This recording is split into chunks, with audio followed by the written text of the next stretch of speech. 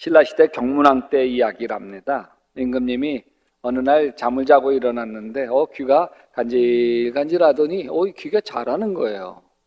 다음날 자고 일어나면 또 자라고, 그래서 토끼귀처럼 자랐어요. 그러더니 그 다음날 일어나 보니까 아예 당나귀귀처럼 이렇게 귀가 자라버리고 말았어요. 아니, 귀가 커질 대로 커져 볼상 사나우니까 귀를 가릴 큰 모자를 쓰기로 결심했습니다. 임금님이 모자장이를 왕궁으로 불러들였는데 모자장이가 임금님 보자마자 아주 눈이 휘둥그레져 가지고서 배꼽 잡고 웃을 뻔했습니다. 웃음을 꽉 참았어요, 억지로. 임금님이 모자장이에게 이 귀를 가질 만한 큰 모자를 내게 만들어 오너라. 대신 내 귀가 이렇다는 거 너 소문내면 너 가족들까지 다 몰살시킬 거다. 명령했습니다. 모자장이는 집으로 가서 큰 모자를 만들어 임금님에게 바쳤습니다. 임금님은 큰 모자를 쓰고 아무 일 없다는 듯이 국사를 운영했지만 문제가 생긴 건 이 모자장이에요. 임금님 귀만 생각하면 길 가다가도 막 웃고, 임금님 귀만 생각하면 밥 먹다가도 막 웃음이 터져서 환장하겠어요. 모자장이 아내가 당신 왜 그러냐고, 헛바에 바람 들어간 사람처럼 왜 이렇게 그러냐고 물어도요 대답해 줄 수가 없잖아요. 하늘 같은 임금님 귀가 당나귀 귀라니 막 자다가도 벌떡벌떡 일어나서 웃다가 잡니다. 아니, 누구에게 말하고 싶어 입이 근질근질한데 말할 수가 없잖아요. 막 환장하겠어요. 속병이 듭니다. 시름시름 앓기를 시작해요. 그러다 결국 자신이 병들어 죽겠다 싶어 한밤중에 뒷산의 대나무 밭 가운데 땅을 깊게 파고 소리 질렀습니다. 임금님께는 당나귀기다. 임금님께는 당나귀기다. 막 몇 번 여러 번 아주 소리 치면서 속에 있는 거 다 쏟아놓으니까요. 속이 후련하고 마음이 빵 뚫린 것 같았어요. 그래서 병이 났어요. 모자장이는 괜찮아졌는데 이제 환장하는 건 또 달리 있어요. 대나무가 환장하겠어요. 대나무가 들었거든요. 임금님 귀는 당나귀기다. 대나무도 말하고 싶어 죽겠는데 입이 있어야죠. 그런데 바람이 불잖아요. 그러니까 바람이 샥 하고 대나무를 울릴 때마다 대나무가 속에 있던 말을 꺼냅니다. 임금님 귀는 당나귀 귀 다다다다다다다다.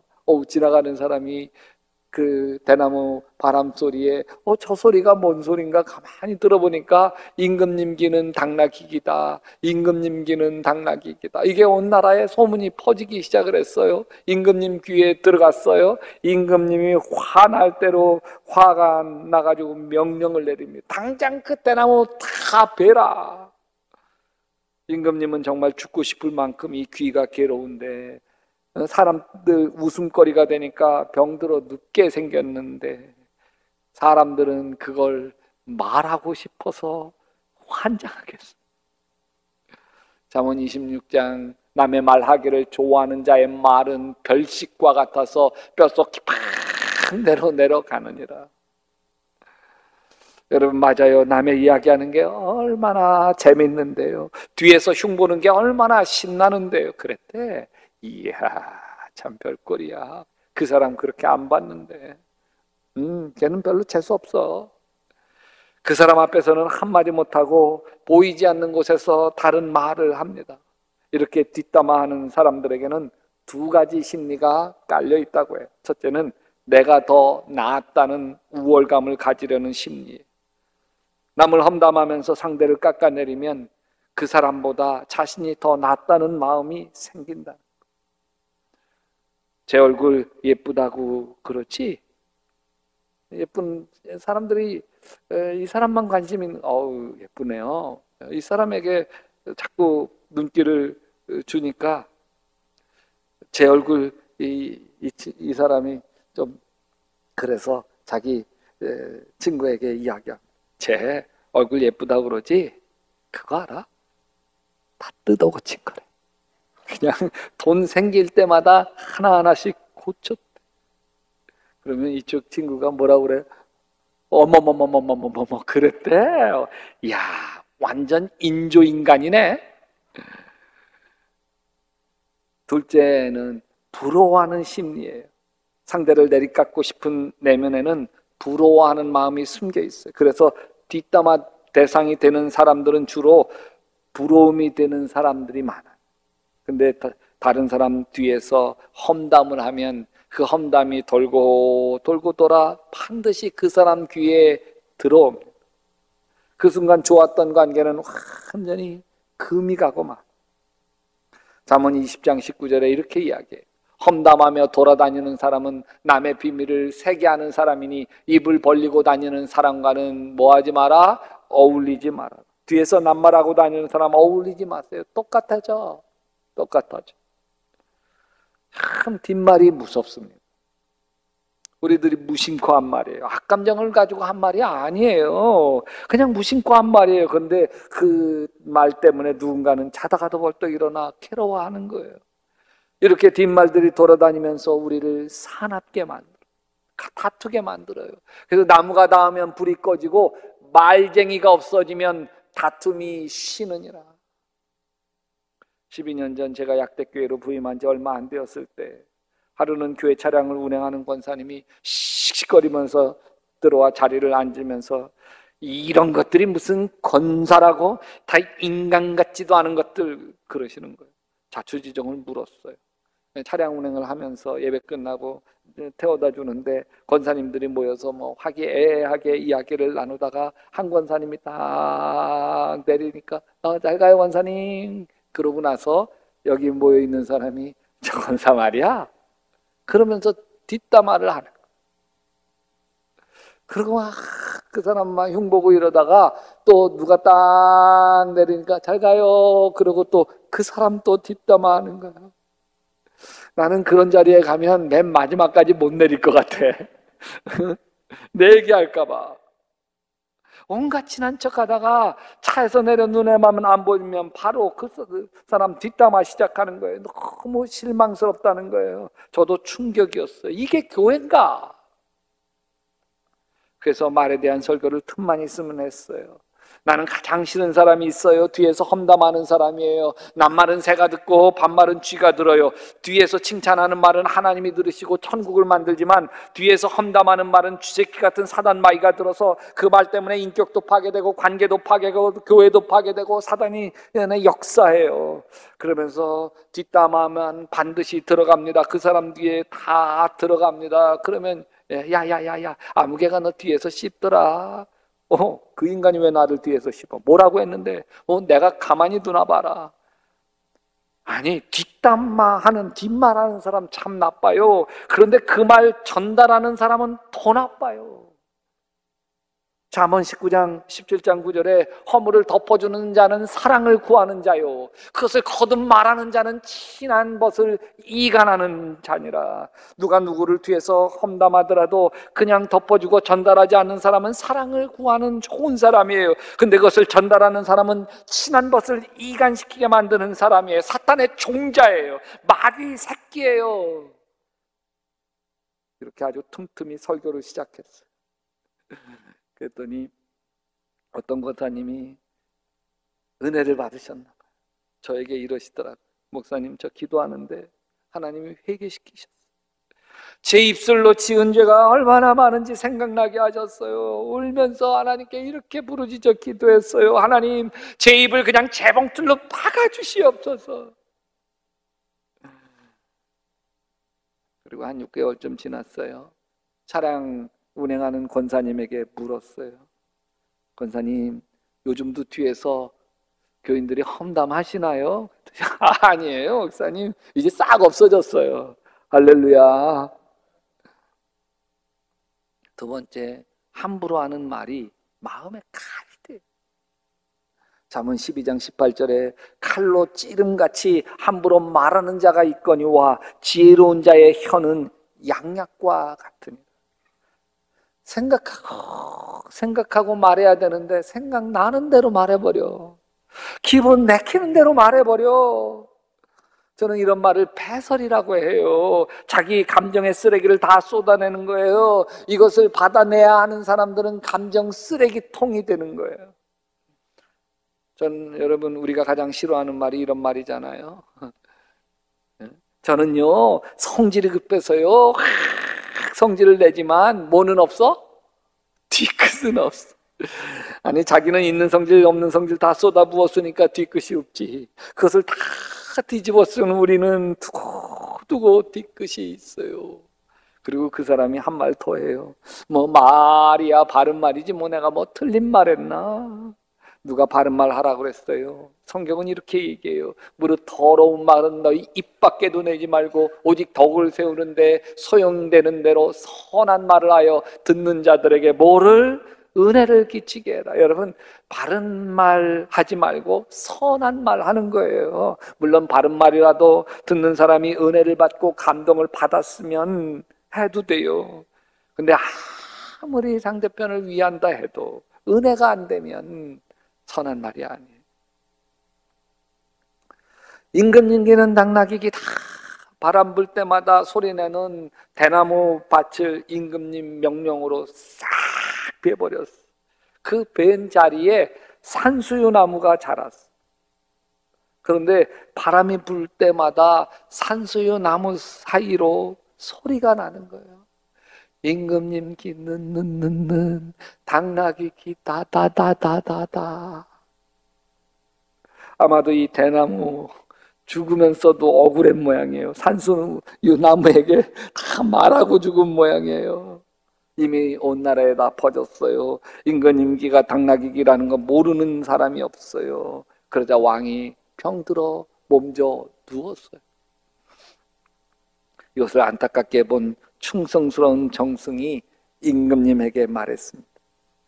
임금님 귀는 부끄러운 게 아니에요. 절대 부끄러운 게 아니에요. 임금님 귀는 백성 소리를 잘 들으시라고 하늘이 특별히 계시를 내리신 거예요. 본래 큰 귀를 가진 임금님들은 백성의 소리를 잘 들어서 후대에 훌륭한 임금이라고 하는 칭송을 대대로 받았어요. 그 이야기를 들은 이 임금님이 앓던 자리에서 화색이 돌면서 펄떡 일어. 잠언 25장에 이렇게 얘기해요. 경우에 알맞는 말은 은장반에 담긴 금사가다. 이 신하의 말이 금사가죠. 그런데 말 중에 은쟁반에 담긴 금사가는요, 잘 들어주는 말이에요. 그렇구나. 욥기서 2장에 욥이 재앙을 받아 고통당한다는 소식을 듣고 욥을 달래고 위로하려고 욥의 친구 세 사람 엘리바스, 빌다, 소발이 찾아왔어. 욥을 본 친구들이 너무 속상해 소리내서 같이 울면서 겉옷을 찢고 공중에 티끌을 날려서 머리에 뒤집었어. 여기까지 좋았어. 함께 아파하는 친구들 때문에 욥은 큰 위로를 받았을 거예요. 근데 그 다음이 문제. 욥기서 3장으로 넘어가면서 욥이 자기 태어난 날을 저주합니다. 내가 태어나지 않았었다면 더 좋았을 것을. 자신의 처지를 한탄합니다. 죽고만 싶다는 거예요. 이 모습을 본 친구들이 욥을 가르치기 시작합니다. 엘리바스가 입을 열었어. 잘 생각해 봐라. 죄 없는 사람이 망할 일이 있더냐? 정직한 사람이 멸망한 일이 있더냐? 내가 본 대로는 악을 갈아 재난을 뿌리는 자는 그대로 거두더라. 이렇게 말하는 엘리바스는 친구 욥을 도우려는 거예요. 지금 겪는 고통에서 벗어나게 해주고 싶어서 한 말이에요. 그래서 욥에게는 아프지만 해야 할 말은 해야 하는 거였어요. 왜 욥의 친구들은 멀리서 욥을 위로하러 왔다가 오히려 욥의 상처난 마음에 소금을 뿌리고 만 걸까? 욥의 친구 마음에 이미 판단이 앞섰기 때문에 욥에 대해서 이미 판단해버렸어. 욥이 받는 이 재앙은 욥이 무슨 죄가 있기 때문이라고 단정한 거예요. 여러분, 하나님은 아담과 하와에게 선악과 먹지 말라고 했어요. 선악 상황을 판단하지 말라는 거예요. 정죄하지 말라는 거예요. 욥의 친구들은 그냥 먼저 자기 친구 욥을 있는 모습 그대로 받아주고 수용해 주었어야 했어요. 우리는 얼마나 쉽게 선악과를 따먹는지 모릅니다. 초등학교 5, 6학년 우리 아이들이 엄마 아빠에게 핸드폰 사달라고 할 때가 있잖아. 친구들은 핸드폰 다 있는데 나만 없다고, 엄마 아빠 궁금해서 전화 걱정돼서 전화하고 싶은데 전화가 없어서 불안하니까 나 핸드폰 좀 사달라고. 어떤 마음이 들어요? 저게 엄마 걱정돼서 아빠 걱정돼서 핸드폰 사달래? 참 말은 잘한다. 어? 뭐 때문에 핸드폰 사달라고 그러는 거예요 지금? 게임하려고 이놈. 그런 마음이 들면 거절하게 돼. 절대 안 돼. 너 핸드폰 사주면 맨날 게임만 할 거 아니야. 너 안 봐도 알아. 중학교 올라갈 때까지 절대 안 돼. 엄마 아빠 보는 게 맞을 수 있어. 자녀가 정말 게임하고 싶어서 핸드폰 사달라는 게 본심일 수 있어. 근데 분명한 건 엄마 아빠가 선악과 따먹을 거. 이미 아들 딸을 정죄하고 있는.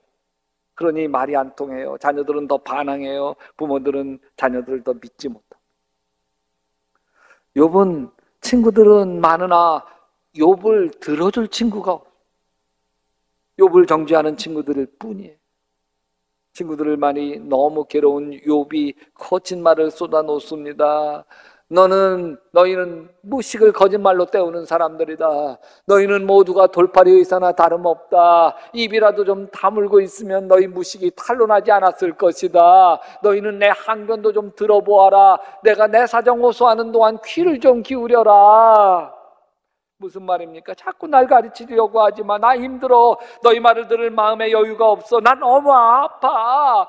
날 어떻게 도와주는 게 다 돌팔이 의사야. 입이라도 좀 다물고 있어. 내 말 끊지 좀 마라. 제발 부탁이야. 그리고 욥기서 21장 2절에 너희는 내 말을 건성으로 듣지 말아라. 너희가 나를 위로할 생각이면 내가 하는 말에 귀를 기울여라. 그것이 내게는 유일한 위로라. 욥에게 필요한 사람은 틀어줄 사람이에요. 욥의 하소연, 죽고 싶은 괴로운 마음을 다 들어줄 사람, 받아줄 사람이 필요한 거예요. 그게 유일한 위로예요. 아이들 핸드폰 사달라고 조를 때 아이들 마음 들어주지 못하니까 팽팽하죠. 저거 사주면 게임만 할 거예요. 선악 다 규정했어. 엄마 아빠 마음은 다쳤어. 그러니까 아이들이 하는 모든 이야기가 다 핸드폰 갖기 위한 변명으로만 들려요. 가만히 보면 엄마 아빠가 욥의 친구들인 거예요. 그러면 핸드폰 사달라고 날마다 떼를 쓰는 초등학교 아들 딸에게 어떻게 해야 되나요? 두 가지 방법이 있죠. 하나는 해결해 주는 거예요. 해결은 스마트폰 사주는 거죠.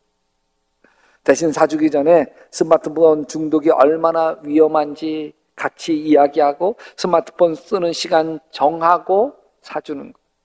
그리고 늘 스마트폰은 머리맡 침대에 두지 못하게 만들고 그 거실에 스마트폰을 두게, 잘 때는 거실에다 충전하고 둘 수 있도록 아이들은 그렇게 관리하면 좋겠어요.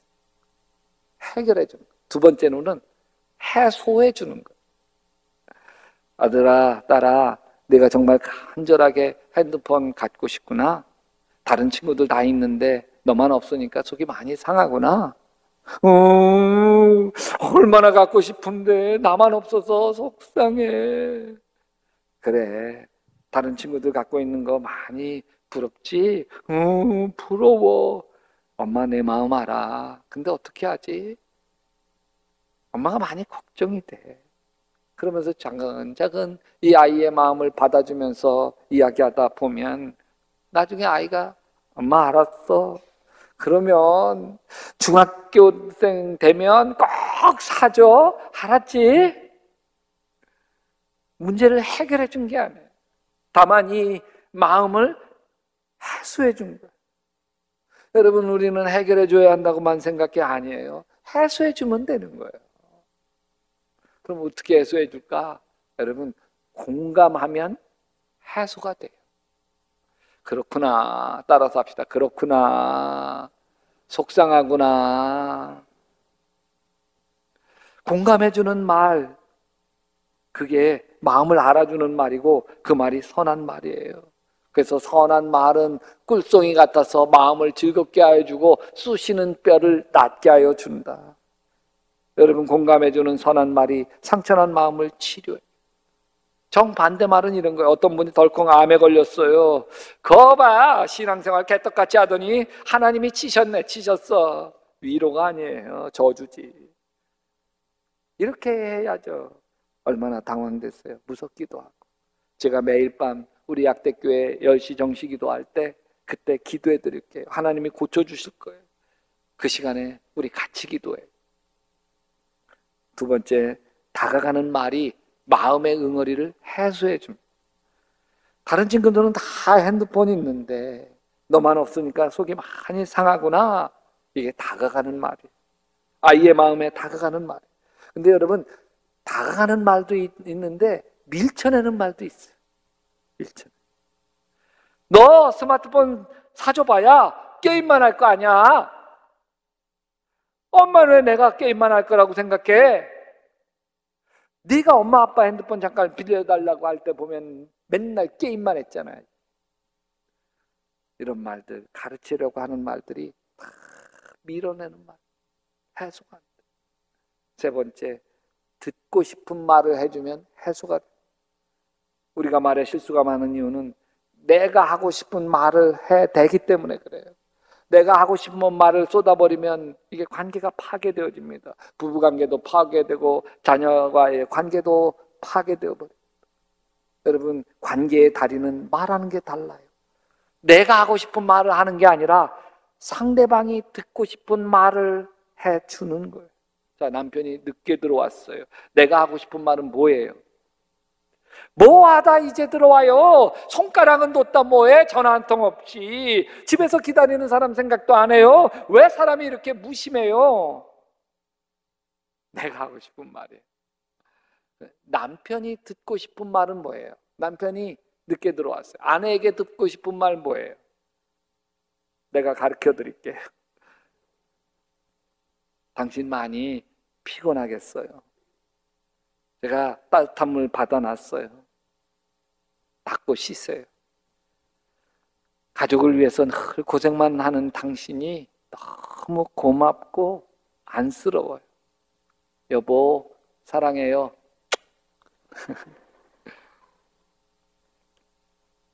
상대방이 듣고 싶은 말은 관계를 돈독하게 만들지만 내가 하고 싶은 말을 쏟아부으면 부을수록 관계가 파괴가 돼요.